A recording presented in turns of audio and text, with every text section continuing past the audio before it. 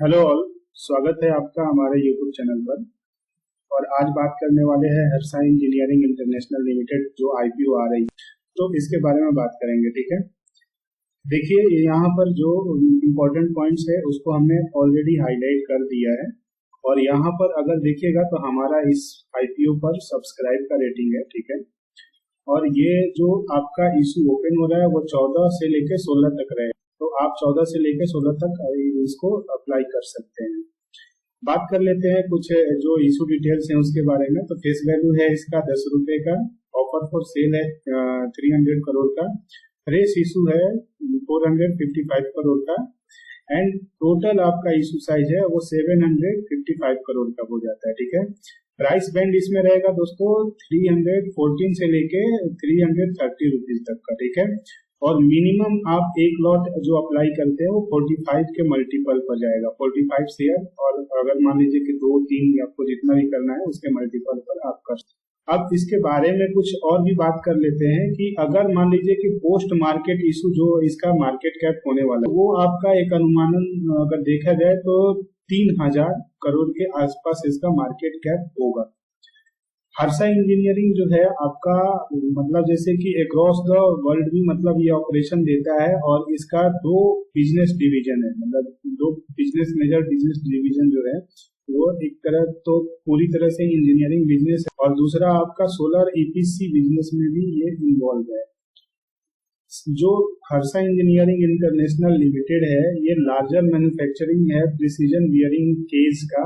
और ये एक तरह से organise sector in India operation करता है और एक पूरी तरह से प्रोडक्ट इन यूजर इंडस्ट्रीज के तौर पर मतलब जियोग्राफिकली इसका प्रेजेंस है प्रोडक्ट का।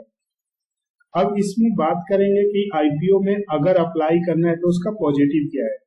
पॉजिटिव में अगर देखिएगा तो कॉम्प्रहेंसिव सॉल्यूशन प्रोवाइडर है एक तरह से जो ऑफर करता है diversified suits of precision engineering products है अक्रॉस ज्योग्राफी। प्रिसीजन इंजीनियरिंग है तो आप प्रिसीजन इंजीनियरिंग के बारे में गूगल करके भी देख सकते हैं, तो आपको समझ में आ जाएगा।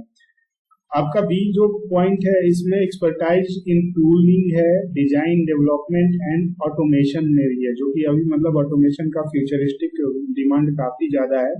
तो ये आप एक तरह से इसका plus point strong plus point मान सकते हैं। Strategically located domestic and international product facility and warehouses, मतलब ये आपका जो प्रेजेंस है इसका वो इंटरनेशनल प्रेजेंस भी और डोमेस्टिक तो है ही है। ठीक है, और इसका मतलब फोर्थ पॉइंट जो है वो अपने क्लाइंट के साथ इसका जो रिलेशनशिप अगर देखिएगा तो लॉन्ग स्टैंडिंग रिलेशनशिप है।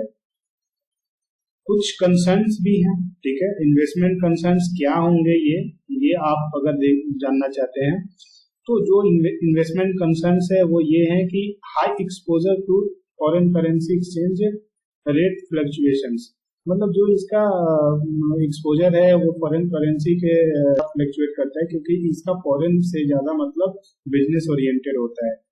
और अगर मान लीजिए कि कोई भी मतलब करेंसी में चेंजेज आता है ना तो उसमें इसका एक्सपोजर है उसके अनुसार, इसलिए इसमें फ्लक्चुएशन भी ज्यादा आता है।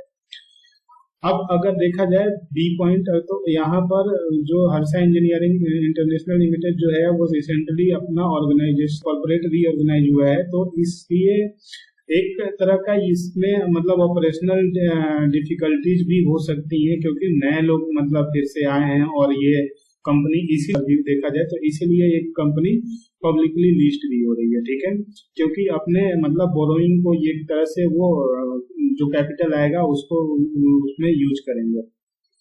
हाई डिपेंडेंसी है जो कि मतलब लिमिटेड नंबर ऑफ कस्टमर्स पर ही इनका हाई डिपेंडेंसी है, तो अगर वो कस्टमर चले जाते हैं कहीं तो इसलिए इनको डिफिकल्टीज फेस हो सकती है। तो ये तो सबके साथ रहता है लेकिन वो कस्टमर जाते नहीं है क्योंकि कस्टमर ओरिएंटेड ही कुछ वर्क होते हैं और कंपनी वैसे ही काम करती है तो वो रहते हैं उनके साथ।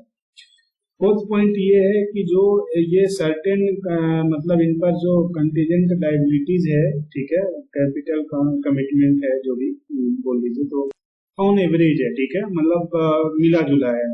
तो इसलिए ये एक मतलब वीक पॉइंट के तौर पर हमने या कंसर्न के तौर पर बोलिए तो यहाँ पर रखा है।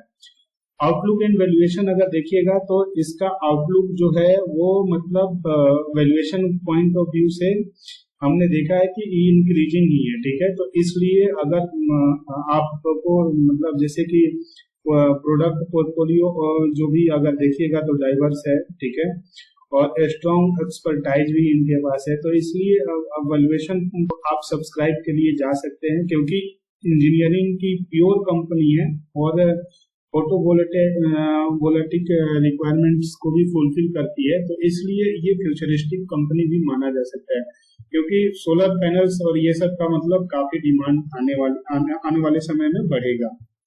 अब देखते हैं कि बुक बिल्ड क्या है इसका, ठीक है।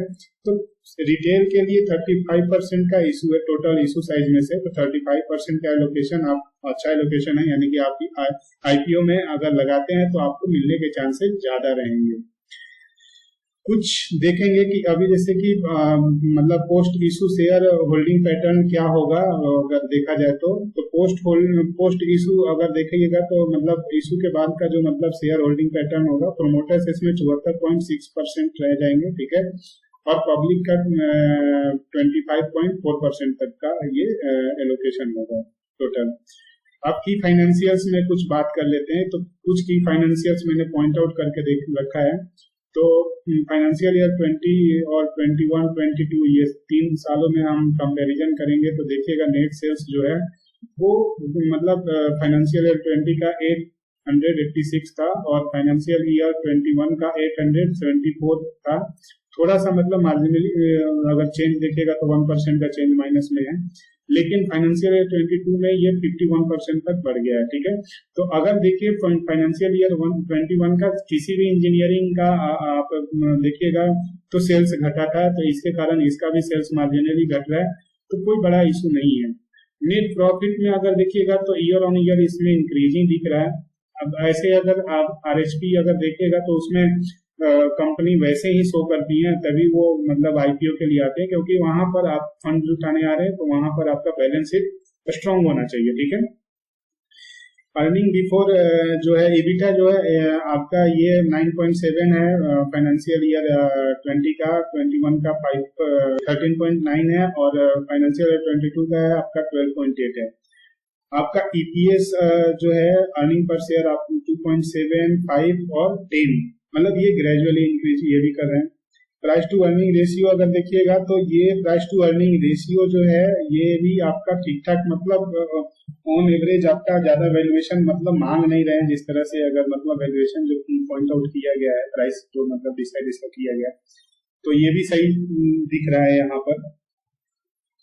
तो अगर आप चाहते हैं यहाँ पर और भी डिटेल दिया है, return on equity, return on capital employed, आपका प्राइस टू बुक वैल्यू आपका भी दिया गया रेशियो, तो ये सब आप देख लीजिए, ठीक है। सारा डिटेल्स ये जो लिया गया है वो एंजल रिसर्च के द्वारा दिया गया है, कंपनी का आरएचपी का सोर्स ही है, ठीक है। तो उसको भी आप फॉलो कर सकते हैं, वो डाउनलोड कर सकते हैं, आपको किसी भी साइट से मिल जाएगा, ठीक है। अब इसमें क्या इम्पोर्टेंट और कि ऑब्जेक्टिव ऑफ ऑफर्स क्या होंगे, ये सबसे इम्पोर्टेंट इसलिए है क्योंकि इसमें जो फ्रेश इशू है 455 करोड़ का प्रोसीडिंग है जो फ्रेश इशू का, वो कहाँ कहाँ यूटिलाइज होगा, ठीक है। तो पहले तो इनका कुछ बोरोइंग है, मतलब कुछ उधार लिए होंगे, ठीक है, तो ये 270 करोड़ उसमें यूज कर लेंगे, ठीक है, पेमेंट करने में, प्री पेमेंट करने में, पहले ही जो पेमेंट किया जाता है, ठीक है, वो सब में ये इसका 270 करोड़ यूज हो जाएगा, ठीक है। अप टू 78 करोड़ जो यूटिलाइज होगा वो कैपिटल एक्सपेंडिचर रिक्वायरमेंट जो है, जैसे कि जो मतलब नया नया मशीन खरीदना है, ये सब खरीदना है, ठीक है, उसके विस्तार में आपका ये जो मतलब कैपिटल एक्सपेंडिचर होगा वो आपका मशीन को मतलब परचेज करने में जाएगा, ठीक है। 7 करोड़ के अराउंड जो आपका बन रहा है वो आपका ये यूज किया जाएगा। तो इंडिया में ही ये मतलब इंफ्रास्ट्रक्चर को अपना स्ट्रॉन्ग करने के लिए जो भी मतलब इनको रिक्वायरमेंट है उसके अनुसार 7 करोड़ रुपीज का यूटिलाइज हो जाएगा, और रेस्ट जो बचेगा वो यूटिलाइज होगा जनरल कॉर्पोरेट पर्पस के लिए। तो ये इनका मेन ऑब्जेक्टिव है। ऑब्जेक्टिव देख के ऐसा नहीं लगता है कि कोई मतलब गलत जगह पर पैसे जाएंगे, ठीक है, तो ठीक ठाक ही है, ठीक है। और जीएमपी भी देख लेंगे, तो इसको नेक्स्ट पार्ट में हम देखेंगे।